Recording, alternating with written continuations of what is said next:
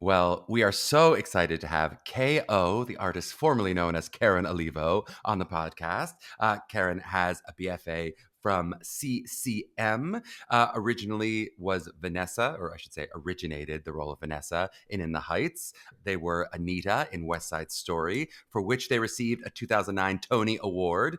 Originated Satine in Moulin Rouge. They've taught at CCM before becoming the director of the Musical Theater Certificate at Northwestern. Northwestern is located in Evanston, Illinois. They offer a theater major or minor, dance major or minor, and then a music theater certificate, which we'll get into some of the specifics of this unique program. KO, welcome on the pod. How you feeling? I'm feeling good. I just had a really big lunch, and so I'm feeling energized. I just had a really big lunch. I just scarfed it down right before you came on. So we're going to be in the similarly sated place, hopefully. Before we get to all things Northwestern, and I really want to talk about Northwestern, the student experience, I'd love just to hear like what attracted you to this program. I know in recent years, both you and the great Alex Gemignani, two Broadway luminaries, joined the faculty. And both of you, obviously, huge gets for Northwestern. And I think both of you could have taught almost anywhere. What attracted you to Northwestern specifically? Why did you choose this school? Funny enough, when I was doing, I opened Hamilton in Chicago. So I lived here Hmm. in the Chicago area for about 11 months. And when I was doing that, the previous director of the Music Theater Certificate program asked me if I wanted to teach a class at Uh-huh. Northwestern. And so I utilized my only free Friday morning to teach a group of students. And so I had already had a relationship with Northwestern in that way. And what I recognized was that the students coming out of Northwestern were pretty brilliant. Hmm. They were really great minds and critical thinkers and usually could do many things. And so it was always on my radar. And I've taught at different institutions. And when I decided to transition out of being an actor full time, Hmm. this was one of the places that showed up. And yeah, it kind of ticked the boxes in terms Yep. of the kind of artist that one needs to be a creator. Yep. Well, let's get that parlays perfectly into, having seen other theater interested students and seeing some BFA students, et cetera. How do you think a Northwestern student is different and distinguishable from other MT interested students? Like, what kind of student do you feel like ends up choosing Northwestern over a CCM or a Michigan or a Carnegie Mellon or name whatever school? I'll be frank. I find a lot of students that wanted to go to BFAs, but their parents would not allow them to. That's who chooses Northwestern. No, not always, but Uh-huh. I see a lot of students like that. That sort Then of I happy also medium. Make yeah, everyone happy. I get my exactly. focus, but you get your academics, right? Yeah. Exactly. Hmm. Um, then I also see the student who is interested in the musical arts, but also is interested in something else and is Uh-huh. already rather successful at something else. And so they Uh-huh. want to be able to work on them simultaneously. Mhm. And because Northwestern has a really rigorous academic line, it's just an obvious choice for that type of Yep. student. Yep. I can think one of my classmates who ended up going to Northwestern, I think double majored in theater and poetry because she was also Yeah, this awesome poet. I'm like, that's a cool thing. You can't get that at every school or not at this level. sounds Um, about right. Yeah. Well, can we dive into this unique supplemental video and how it's used? I think this is probably the most frequently asked question we get at MTCA about any single school on our list. I think we get this question and all the different versions of like, what is it? How it's used? Should they do it? Will it help them get in? Will they be assured of a place in their certificate program if they do this video? So if we talk about this, we'll get into the admission a little bit more in the second half, but just how the basics of you get into Northwestern, you can send this supplemental video in, and then you'll audition for the certificate, sort of how that works. I think it actually works the other way around. I think you supply the supplemental as you are applying to Yep. Northwestern. And I should say, I'm going to answer some of the questions that you obviously just sort of And you I'll give them stated. you one by one if it's too much. If you need reminders, Oh I'm no, happy. no, I think I'm You got well, it. Great. Yeah. you'll keep me honest. Yeah. Doing the supplemental does not guarantee you a place Right. in uh, in the certificate program. What I can say is that it is a really valuable tool for an institution that is not allowed to recruit, Uh huh. and we don't audition to get into the theater the theater program. Yep. So it is an incredible tool for those of us uh, who teach in the music theater certificate program to get a better sense of the type of person that you are and Yep. what you're doing. I'm really sort of in my new phase here. I'm really looking at finding students as they're coming out of high school and sort of gauging where they're trying to go, and then being able to be honest about whether or not we have the capacity to get them to where they want to go. Right. Um, it is like a meeting of, you tell me what you think your potential is, and then from a professional and educational standpoint, I look and I think, okay, these are the tools that I think I could give you, Yep. and also you probably don't know how much potential you have. So it's a really good tool, and I would encourage students to do it.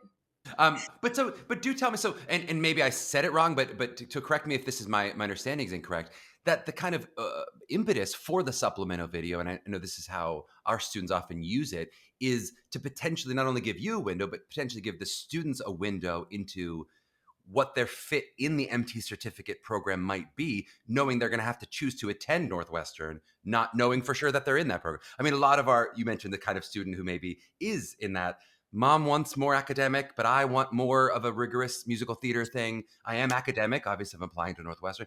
A huge percent of our students apply to the school, but then often have that decision between Northwestern and CCM. And they Yeah. might say, if I know for sure I'm in the certificate, Northwestern's a better fit. But is that right? That's sort of the intention, is for them to understand it? And I guess, how does that communication work with you then, in terms of communicating what you've seen and what their chances are? I know they might not get you're 100% in, but how does that communication happen? I will say that there is a component. I want to go back to one thing that you said, which is fit. There is not a fit in terms of our certificate program. So what we're Mm-hmm. looking for really has to do with an individual artist who has a really good concept of what their skill set is, Mm-hmm. and who's also willing to grow. Yep. So there's not a mold, there's not a type of student that would fit into Yep. the certificate program. I will say that also the audition process itself, I understand that they're putting out a lot of tapes. They're doing a lot of auditioning.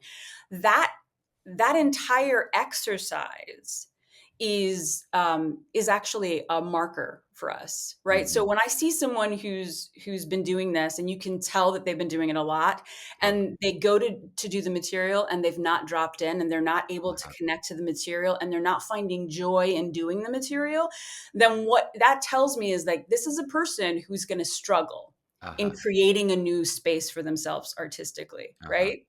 And so I think the intentionality when people approach the supplement, if they could do that, that would get them really far in terms of them being on our radar. Uh-huh. And then the moment that they come here, if they choose to come to Northwestern, we immediately start trying to engage with you your first year. Yep. So you're getting to know our faculty, we're getting to know you, we're seeing how you come in.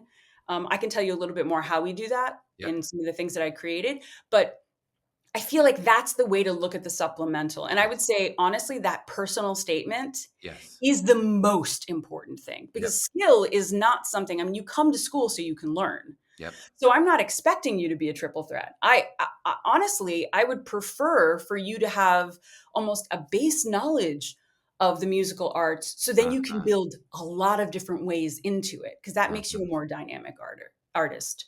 Yep. So if that It's so well said. helps.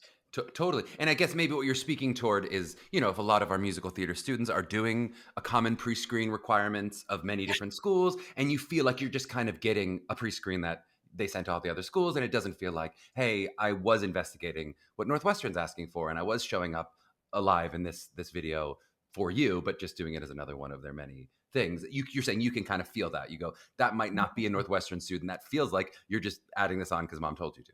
I mean, this is the thing. You can't kid a kidder, right? Like, this is Yep. my field. Yep. So I've the, done I, self tapes. I know. I know. right. So I think that there's, and I want to say, I know that there is a huge push for students to apply everywhere. And that is Mhm. so stressful. And I've Mhm. heard that from a lot of first years coming in. And what I would say is, if the material, if you feel like you've done a good tape and you feel like you were dropped in and you want to keep utilizing that for a lot of places, that's Yep. great. I'm not Yep. saying make a completely different one for Northwestern. What I'm Yep. saying is, if you're going to use that personal statement in a way that is stock, it does Yep. you a disservice. Yes. Yep. That totally makes sense. Even if they're repeating the same songs that they might have used for other schools, they're going to really, if to show up to Northwestern really with that personal statement of what is specific to the program and are they alive in it, or they just reading bullet points that dad wrote out on a cue card back there or whatever. Which is Um, very sweet, but Very sweet of dad. you We can appreciate it. tell. Yeah. Do you recommend that all students submit a video? And I guess related to that, can it affect artistic admission, or does it affect academic admission if you really love a student artistically? Would that help then you maybe reach out to admissions and say, hey, if this person's close academically, they're awesome. I'd love to have them. I don't think that I have that much power, unfortunately. I think you do. And all the parents think you do. But just tell them Well, you do. No, I'm just kidding. really the thing, I think the thing that's most important for a student to know is, if you get into Northwestern at that point, that's when we can truly engage. That's when you engage. Yep. Yeah, and this is I'm going to be very honest with you. Having watched supplementals for last year, when students came to Wildcat Welcome, which is like the Yep. first week, I picked them out of a crowd because I had already Uh-huh. watched their work, Uh-huh. You and have a relationship with them. I Yeah. was able to engage with them and say, "What are you working on now? How, what was your summer like?" It already starts the relationship before they get here. Yep. Yep. And do you have a sense of like, I know you're not going to give me an exact chance. Of course, this is, I'm just speaking toward our nervous parents and students who, would be so excited about Northwestern, but who would not be excited if they didn't get into the MT certificate. Do you have a sense of like, hey, that was a great supplement video. We started a good relationship. What are my chances then of potentially not getting into the MT certificate? Is that still a high likelihood? Well, this is part of the way that I'm structuring the certificate, is that there are a lot of things that used to be hidden behind the firewall of only Hmm. getting into the certificate. And I am broadening the access to a lot of that Uh-huh. instruction. So there is a chance for you to come to Northwestern with the hopes of getting into their certificate. Uh-huh. And you come in, you try out, it doesn't work out, we're not Uh-huh. a good fit, but then You still get the classes. you still get classes. Uh-huh. It's not the There are binary, you're in or you're out, and you have to be a Yeah, no, no, non-theater. no, no, no. Theater It major. that I really do feel like that is sort of a scarcity model. I feel Mm, like when you're at an institution like Northwestern that has so much to offer, yeah, narrowing the field in that way actually does us a disservice yeah, as an institution. So really broadening it. If you get into Northwestern, great. You're yep, going to be able to do lots of things. yep, And if music theater is the thing for you and you like us and we like you, then great. Then you could go and do something else that would be a little bit more focused, but yep, you will do music theater yep. if that's what you want to do. I love it. And boys, when you talk about scarcity model, you just describe all of American academia right now. It's just sort of like, how can Truly. we improve our own stock by limiting our seats? And it just feels like a kind of messed up system in many ways. But Yeah. that's another podcast, maybe. And of course, we're going to focus on the MT certificate, of course, because that's what you run. And I think the majority of our students and listeners are looking toward that more specialized musical theater training. But I also, in so much as you know about the broader theater major at Northwestern, we have lots of students who would look and who wouldn't feel like, if I don't get into the MT certificate, I'm devastated. They might be looking at Northwestern specifically going, I want to major in theater at this great school Mhm. and something else and double major and all those things. But can we talk a little bit about the curriculum? And I know you said you mentioned making some changes. The curriculum of the 4 years, or I shouldn't say 4 years of the certificate, the 3 years of the certificate, but just basically how the training is going to work. How the artist is going to show up, and you say and acquire more skills, and sort of what is the pedagogy that we're seeing over the course of your time at Northwestern? Yeah, so I can tell you right away, it is still in flux. We are Yep. still working on it, um, primarily because we already have a lot of students in the pipeline. So we're contractually obligated to make sure that they get the thing that they signed up for initially. But in the redesign, what we're looking at is truncating the time that they spend inside the certificate and Mm-hmm. having them experiment wildly their first and their second year. Mm-hmm. And so that's by offering them different opportunities, like something that is not a part of the curriculum, but it is something that is a part of the certificate program that you can be a part of without having to get into the certificate, is that every quarter we do a pathways workshop, which is on the weekend, we take the morning, faculty members create workshops, and then you sign up, and then we make art together. That's a Hmm. very important portion of the trajectory of a student who wants to work in music theater at Hmm. Northwestern, and specifically with the certificate program. I'll be very frank with you. I'm not interested in creating cookie cutters. I Hmm. mean, I wouldn't have had a career and wouldn't have a career had I followed the model of you should be a dancer because you're tall. You know what I mean? What I'm interested in is the student who has the mind to be a creator and who also either writes music, sings, dances, Hmm. acts, all of these things. And so it really is, the School of Northwestern is built for multi-hyphenates. And Yep. what we're looking to do is support the multi-hyphenate artist. Yep. So the pedagogy is going to lean much more towards experimental things. You will get the fundamentals, but then it will be a little bit more about like, how are you looking at art? How do you want to innovate art? Uh-huh. And how can we supply you with tools and a fertile ground so the things that you want to experiment with, you can do so while you're Yep. here? That totally makes sense. And but when you said truncate, you mean that it might in the flux, and again, you don't have to reveal anything that's not final or anything, but in the flux that it might be only a 2 years of certificate, or is that's what you mean by truncating? Yeah, I mean, it's only a 9 credit. I don't know if you know this, but the Hmm. certificate, there are 9 things that you have to complete, and then you have a certificate. Hmm. What we're trying to do is be really intentional what those things are, Uh-huh. and then provide outside of that classes that you don't have to be in the certificate to Right. engage with. So, because what we do find is when you enter into the certificate almost right away, when you get to Northwestern and you see that there are so many other things, your focus can shift. Uh-huh. And then you're stuck inside a certificate program. Uh-huh. And we do see students who stay the course and they know when they get out, they're just going to be a composer. They're not going to stand on a stage and do Uh-huh. one specific thing. Uh-huh. Or they want to really lean into their multi-hypheness and Yeah. like be an artistic director. So it doesn't really service a student for them to pick right away. And for that, and you're saying for that student to need X amount of credits of dance, if you go, I want to do musical theater, but I might not be this kind of a dancer, and that might not be what interests me. You might have a student take a lot of dance or less dance. Is that a fair understanding of kind of what you're saying? Oh, I mean, I wouldn't be able to speak to that. I mean, I think that every single student is vastly different. And I think this is the other thing. It's a moving target. So one Hmm. year, a student comes in and they are ready for X, Y, and Z. And then they have a summer and they come back and they're completely different. So Uh, that's why having flexibility in the certificate and having a smaller amount of students that are basically going to be helping, we're going to help them chart their course, but they're going to be dictating along the way, is a smarter model. yep. When you have far too many of them, you can't keep your eye on them and you can't support them. Yep.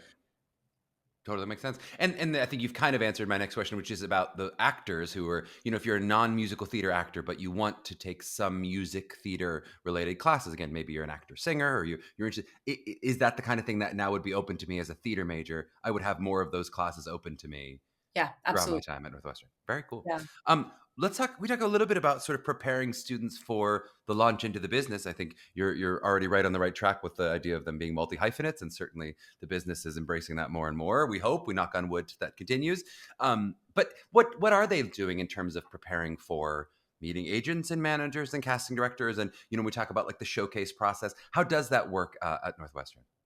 Right now, it's the model that it has been for a while. I keep sort of trying to innovate it slowly, but change is hard. Yep. And I think that a lot of people are afraid that if they don't have the showcase model that we built, probably when you and I were back at school, our jewel tone dresses and our 16 bars. I had a great jewel tone dress. Let me tell you, it I'm was sure really you cool. had a tie that was a colored tie. Was it? Or like, Oh oh, no, did you have black pants and like a purple shirt?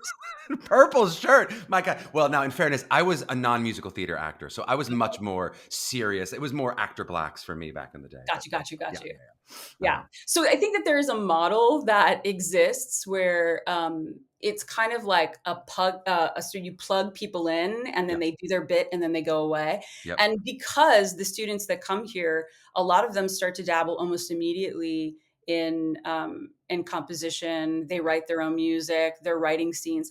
the model that I'm trying to push towards is to have us help them develop that work, and then that is the thing that they showcase with. Uh-huh.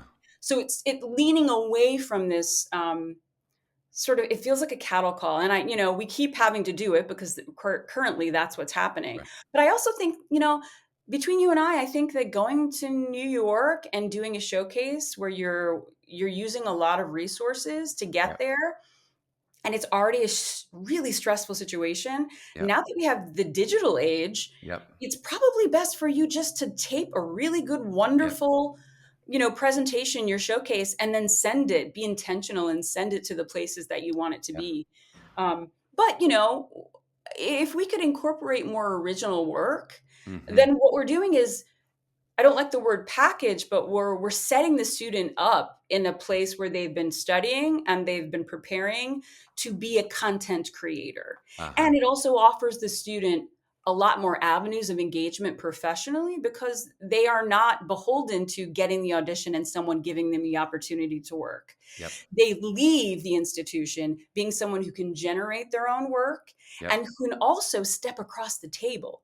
Yep. Yeah, I may be able to write a musical and I might be able to sing and star in it. But if I wanted to just write a musical, Yep. now I'm on the other side. That also leads me into getting points. That Yep. also, I mean, there's so many other things. When we Yep. change the model of how we showcase the student, we actually can open up the way that they're introduced to the industry. And hopefully we can innovate how students are being utilized in that way, because I don't think that there's a lot of agency in the other way. Yep. It's really cool. So you're talking about if a continued live showcase happens in the same format, instead of being a song and a scene or whatever it might be, that there's a multidisciplinary showing that's happening, and maybe you're inviting people that are not just agents and managers for performers, but maybe there's literary agents, maybe there's whatever, that there's other more creative ways to approach that showcase process. Yeah, there are more creative ways indeed. I will say last year is a perfect example.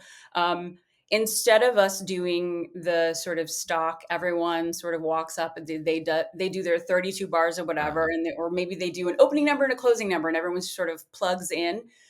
We were really intentional about students finding material that either they had written themselves Uh-huh. or they could play. A lot of Uh-huh. the students at Northwestern are musicians. And so we had people playing guitar, we had people playing the piano, um, percussion, and then also a lot of self-generated work that was Hmm. able to be showcased, not to mention a handful of students who are actually will be directors, I have no doubt, Yep. were able to craft things. And so Uh-huh. they worked on musical staging. And so they were able to showcase the breadth of their work Uh-huh. in one showcase. So cool. So and really embracing, Northwestern is a unique school in so many different ways. Certainly we talked about the admission process, and we'll do more of that too. But yeah, just what is unique about these students that is not true of every other student. It's really cool. Can we talk a little bit about we mentioned some of the outside of the theater school, some of the other opportunities that you'll get at Northwestern, and it's certainly a school that people have heard of already. So it's not like people are like, oh, I've heard they have football. They have, like, we know those things to some extent. But what are some of those other academic pursuits that you find your students really engage in, or other social pursuits, or what else does people really use in terms of utilizing Northwestern as a whole university? Well, I know that there's a really robust playwriting program Hmm. here. Um, a lot of students do theater for young audiences, which is a Uh-huh. wonderful way to cut your teeth on being a content creator, because you're Yep. not thinking about trying to create something that is like highly complex. What you're trying to do is simple themes in the best way possible. Yep. I think that there's also, Stuco.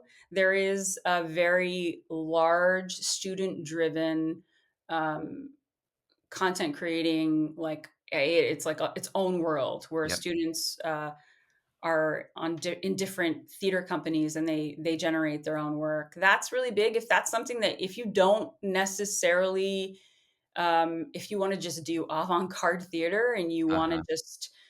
you want to try to be a lighting designer for the first time, that's like a place that you can just go do that. Uh-huh. um, I would also say that what I'm finding, and this should be stated, the movement, and I'm going to say movement specifically and not dance, Uh-huh. but the way that movement works now, that whole curriculum has been overhauled. So Uh-huh. really, we're leaning into the world of like um, critical dance theory, where Uh-huh. those things and broadening the scope, it's not just like ballet, tap, and Yeah. jazz. It really just goes into sort of the origins and the fundamentals of that.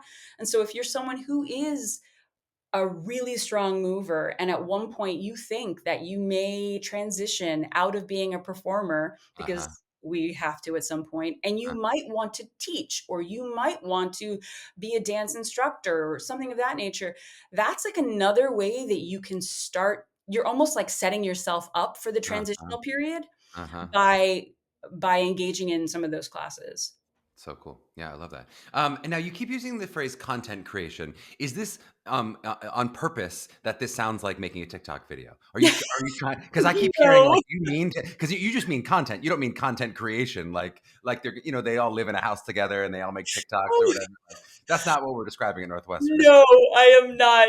No, I am not hoping to build the next TikTok sensation. I mean, we're talking before the No, pod about we're not the right people to be making TikToks. You you're and I. not. I Not mean, that that's wrong. not I'm that People that's make wrong. a lot of money, but I don't think you want to do that at Northwestern. Yeah, no, that's Not for the amount of money that you would have to pay. I yeah. will say this: when I say content creator, I'm actually thinking of like my buddy Lynn. I Uh, think Lynn Manuel is like someone who was like at school, who had lots of resources in front of him, saw an area in which he could utilize his skills in a yep, place that was not being utilized, and then moved into that space. yep, That takes a lot of support, yep, and you have to be brave. And so that's what I'm thinking of: the student who doesn't recognize that they could be the next. yep. That's what I'm looking at. I love it. Well, this week our podcast was with Tom Kitt, and talking about that, and also kind of talking about the confidence of like, what makes you say that you're somebody who can just go, I'm going to write a musical. I'm going to do like, I think a lot of 18-year-olds, there's a leap to go, what am I? Who am I to be able to create that? And that you need some place or someone or somehow someone says, yes, you go do it. Yeah, it's really cool. Let's talk about just where your students come from. So, just in a rough sense, do you feel like how many students are in the sort of Midwest versus all over the world versus different parts of the country? And then I also want to hear a little bit about where do you think they end up in terms of how many go to New York, Chicago, LA, etc. Oh, we have students from all over the place. Uh huh. It is, yeah, it's scattered all over the place, and a fair amount of international students as well. Yep. For me to give you numbers, it would just, I mean, I would be lying, Yeah. truly. Well, lie Um, to us. Make up some numbers. No, I'm just kidding. no, I don't want Okay. No, no, no. But what to lie. about that other question of because I do know Northwestern often has a pretty good. I mean, plenty of them, of course, come to New York City too, but has a nice stranglehold sometimes on the Chicago market. How many of the students you feel like end up making a career in Chicago or stay in that area versus how many feel like New York City, how many LA? I mean, again, just rough sense of that. Oh, I would say, well, I've only had one graduating class that I've been in contact with. And what I know is that being close to Chicago, you understand the Chicago scene. Hmm. And the Chicago scene, I think, is a little bit more forgiving than New York is. I think New York is a little bit more commercially driven. Yep. And because I did it, it takes you a period of time to actually break in. Yep. At Chicago, we have more resources. We have more like storefront theater. There are ways that you can immediately come out of school and start working. So I do see a lot of students stay here and really cut their teeth Uh huh. on making things and building their resume and then transitioning if they want. Yep. I've seen a bunch of students decide to go straight back home and work regionally too. Yep. Totally. So I think that that's the other thing. I don't want to say that every single student who wants to do the musical theater arts should go to New York, because I don't necessarily think that works for everyone. Uh huh. I don't think it's sustainable as well. I do think that being in a city, like being as close to Chicago, you get to understand what it would be like to be in a city Hmm. that is centered around making art. Because I Hmm. really feel like Chicago, that's its heartbit right now. There's no doubt. Um, Yep. so you get the opportunity to do that, and sometimes people fall in love with it Yep. and they want to stay, and that's wonderful. Yep. Because Chicago's a pretty fantastic place to live. Sure is. Okay, you mentioned it already, the spending this much money to be a TikTok creator, but let's talk about cost. Just in terms of Northwestern obviously is not a cheap school. Our rough Googling says the tuition is about 63,000 a year. That's a sticker price. Do you have a sense, of course, I don't expect you to be the financial aid department, but do you have a sense of like what most of your students actually end up paying and sort of how scholarships work, like in terms of how merit scholarships work, how need scholarships work? Is that something that you interact with at all, or do you have a sense of sort of what your students end up actually paying? I have a 0 clue. I do inquire if there is a need for something. Uh-huh. If it seems like they're not able to do something or they can't buy something, then I would just like see if they need support. But in terms of what they actually pay, I know I've heard students talk about that it is a huge sticker price. Um, and I would say I've also heard, and don't quote me, but that most students who do get in get some Yep. form of assistance. So it is Yep. not the full price. But yeah, you would have to probably. And but all that's coming from the academic merit. It's not like that you're ever watching a supplemental video and you're going, "This kid is so good. There's could I help a Oh, little artistically with this?" No, that's sadly, no, because that would sort of be in the lane of recruiting. If and I was you able to have say no this, power is what we're learning about this. You have no power to admit. You're friend, powerless. friend, no power. I the power that I have is to support an emerging artist once they get to me. You can't hold on to that Tony Award and just like suck some extra power from Antoinette. There's nothing to be done. She only spins. That's all Only she spins. does. That's it. Well, yeah, we have a Grammy in the bathroom, and it does nothing to help me in there either. All right. Well, on that note, let's take a quick break, and we're going to talk a little bit more about the admissions process and a little bit the audition process, that sort of special audition when you're there. When we're back. Okay, we are back with KO from Northwestern, and we're going to talk a little bit about that audition and the absolutely nothing that you have to do with the admission process, as we've learned. But let's talk about that audition. And I really, obviously, when you say you can't kid a kidder, and boy, do all the students know that they're auditioning for somebody who has done it and knows exactly what they're going through and all that. Can we just talk about that audition for the certificate, sort of what that process of the live audition looks like? What you're looking for, what makes you want to say, yes, I want to let that person in terms of that live audition. Well, I'll say two things, and this goes back to the supplemental. I just don't want anyone to get. I don't want anyone to stress out about the supplemental. Truthfully, if you put in a tape that where you're just being a human being who's enjoying making art, that's really all it is. It Yep. doesn't have to be polished. It doesn't have to be, this is the only thing that I will ever do for the rest of my life, so it must be perfect. A matter of fact, if it's too perfect, sometimes it's just like, I don't understand why you want to come here. Uh-huh. Do you know what I You're like, mean? "Okay, on Broadway, you're Um, done." Yeah. Right. So, Yep. and then to speak to what the certificate audition is, that has recently just changed since last year. I recently just changed that. And before it was just like a song, a monologue, and then you had a dance call, and then that Uh-huh. was it. And what I recognized was that only services students who are used to auditioning. Uh-huh. And what it doesn't do is it doesn't speak to potential, and it doesn't speak to people who might have stage fright, who I am one of those people. So we've included, it also leaves out, I should say, most importantly, it leaves out the student who wants to engage in musical arts but doesn't necessarily want to be a performer. Uh-huh. Uh-huh. So we have Because you so still many, would be appropriate for the theater certificate program if you are not a performer. If you're yeah, someone who goes, I might be a composer, director, yeah, and if you're doing a dance call, how am I going to show that up? yeah. Yeah. Yep. And Makes so sense. that I think that's another thing that we were losing a lot of incredible talent because there Uh-huh. were a handful of hurdles that they could not cross. Yep. So now what it is you're able to you could showcase a manuscript, you could sing in a group, you could this is to sort of capture the orchestrators, Yep. and also for someone who's not comfortable singing by themselves yet. Because I want to remind everyone that, like, yes, Northwestern is like an elite school, but Yep. we are here to teach people. Yep. And so you may be someone who thought that you were going to be pre-med your entire life, and all Yep. of a sudden you turned a corner and you're like, I'm in love with music. Yep. And you should have the opportunity to come and train. And so we're really trying to broaden the way that we sort of assess people. Um, we'll sit down and we have a conversation with you. Yep. talk about what your goals are. Then we actually take what we know that we're going to be programming and we try to match them together to see if we can give you the thing that you need. Uh-huh. I So it's love a it. little Well, bit less of we've put the stamp on you and now yep. you're smooth sailing.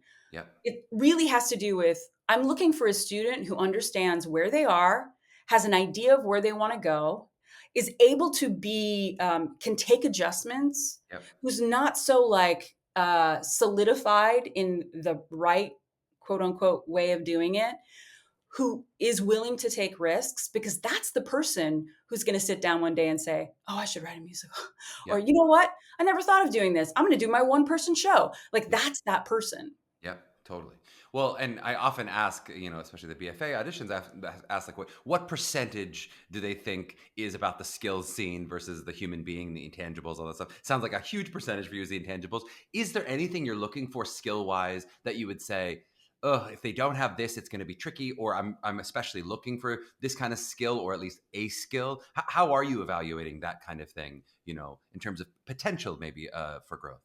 Yeah, well, it's kind of it's across the board. We have a really wide sort of a wide rubric. So I would say that some people who come in and who have been trained, we're looking at them and we're saying, okay, I should, this is actually the most important part. I'm so sorry I didn't say this.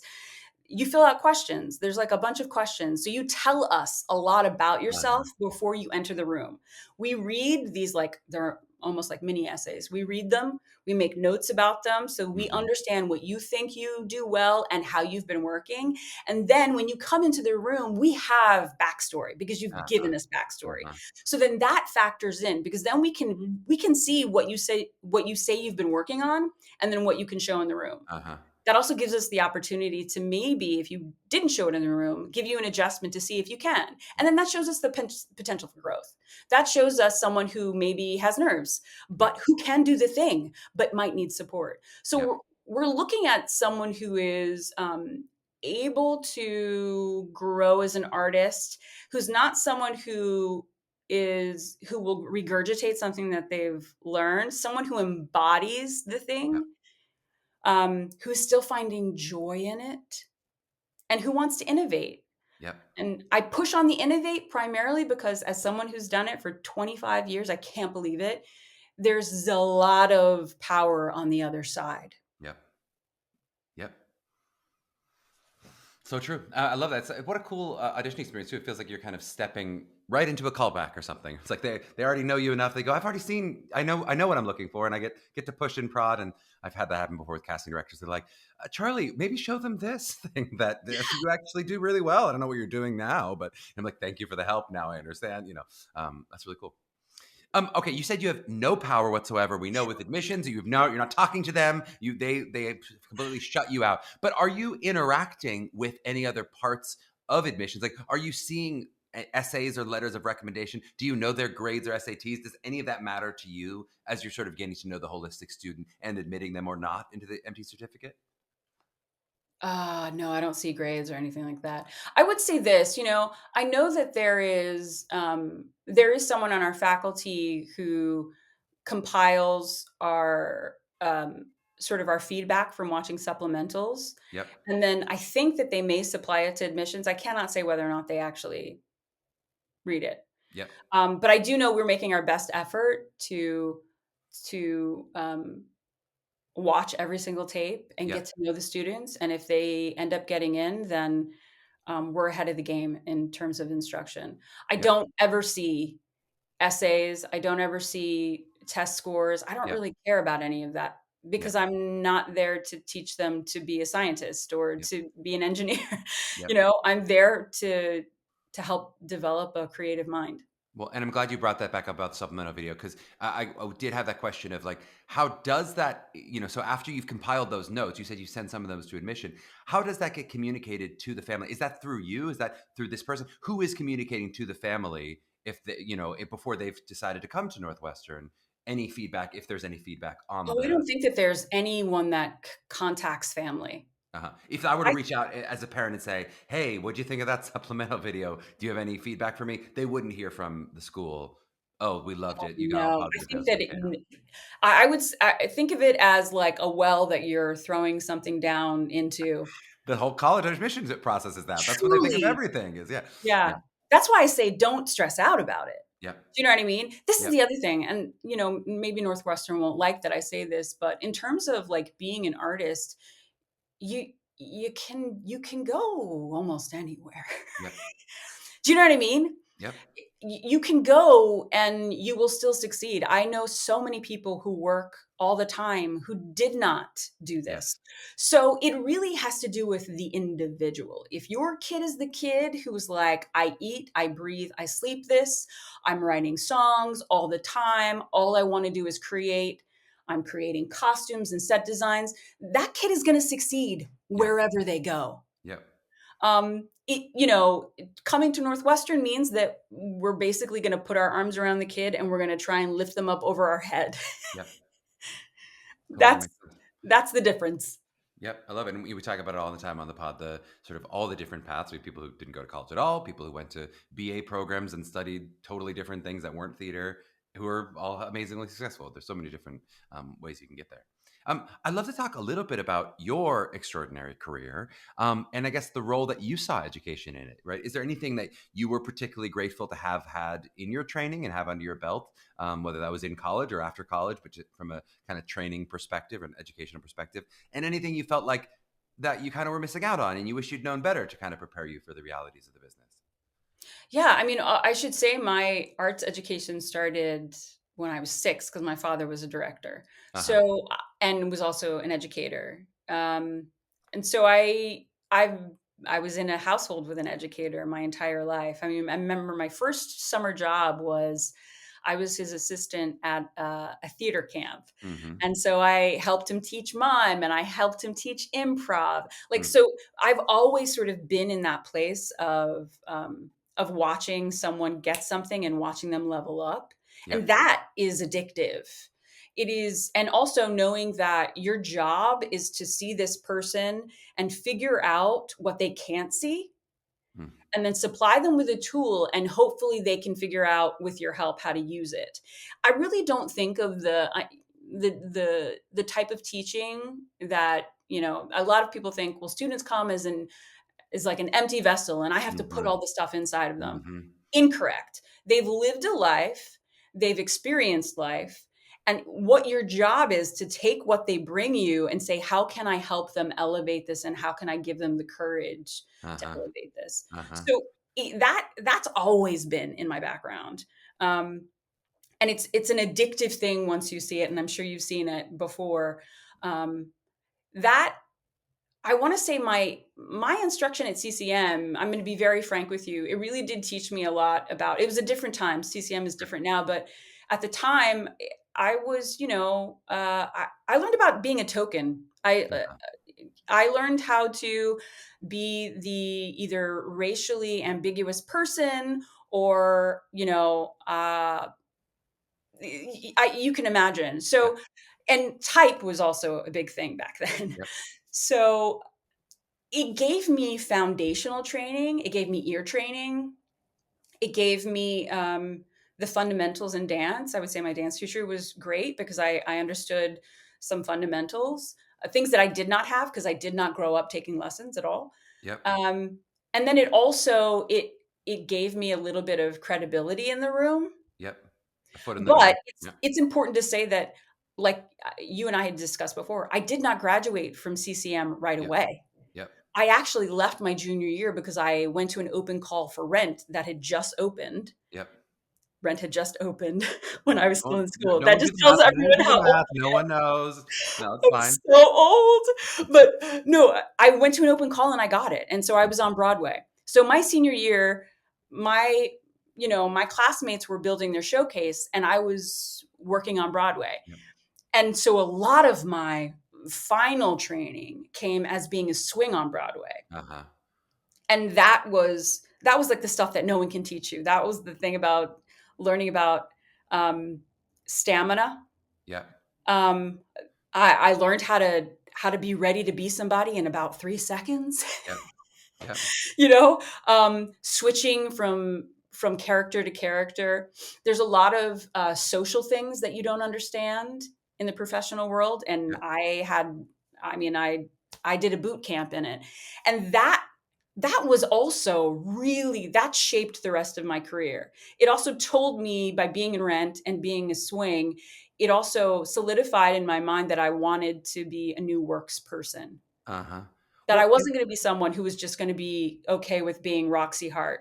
yes. That was not going to be my lot in life. And how did you find that for yourself? So, I mean, because I certainly understand how sort of the realities of working on Broadway can teach you some techniques and some practical things and all those things. And then if you felt like your training was more, I guess the opposite of multi-hyphen, if the training was how do I fit into a box and fit into this type, and I think that's true of a lot of training back in the day when we used to do it. But eh, how do you, I mean, now hearing the way you speak and hearing the kind of program you're creating at Northwestern, and I think a lot of programs feel like they are now trying to embrace that idea of the multi-hyphenate artist and other ways to think about art and creators and those kind of things.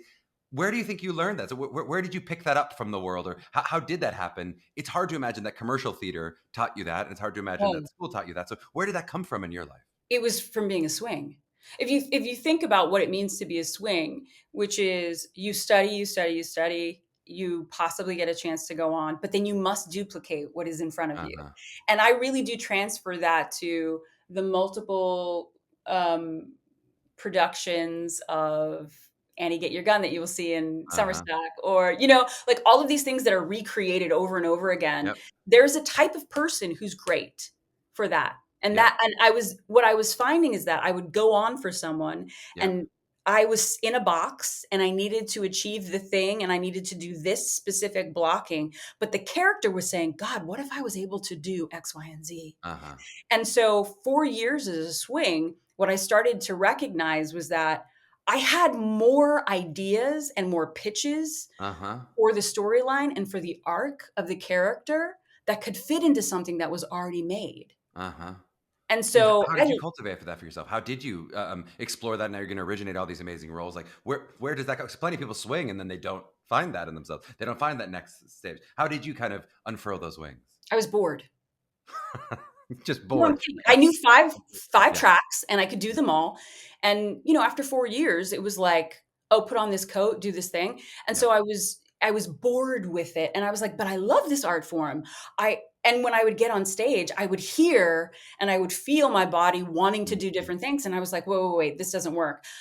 I don't know that you know this, but, like, I could have stayed in Rent until it closed. I actually quit Rent Uh-huh. without another job. And Uh-huh. so after 4 years, I quit, and then I basically did what all other artists were doing, which I got a bartending job and a Yep. waiting job, and then I just started auditioning because what I knew was that the path for me was going to be in a new work and I would Yep. have to go and find it. So then I just started doing reading after reading, trying to find the people that I wanted to collaborate with, learning along the way. Yep. Readings are really great because you just got to, they give you a script, you got usually 48 hours and you got to make it sail. Yep. So that was also a training ground. And then from that, you build a reputation of being somebody who can come up with great ideas and who can make something come off the page. And then one day you walk into a room and you meet Lin-Manuel, and then Yep. that's it. And then that's it. But so cool that before you walked into the room to meet Lynn, you had to have had the bravery to listen to yourself and say, I know I need to jump off this cliff. I know I need to not just stay in this role where I feel boxed in, but I need to break free, even if it means I'm waiting tables, even if it means I'm bartending and I don't have immediate prospects. You actually point out something very specific, which is I think something that I see a lot of young artists losing, which is that internal artistic compass. Mm-hmm. Everything comes so easily now, Mm-hmm. and I think that there's also this idea that being bored is bad. Mm-hmm. And some of the most creative minds push towards the boredom because Yeah. that's when your brain really starts to tell you the things that it's been cooking up while you were doing something else. Yeah.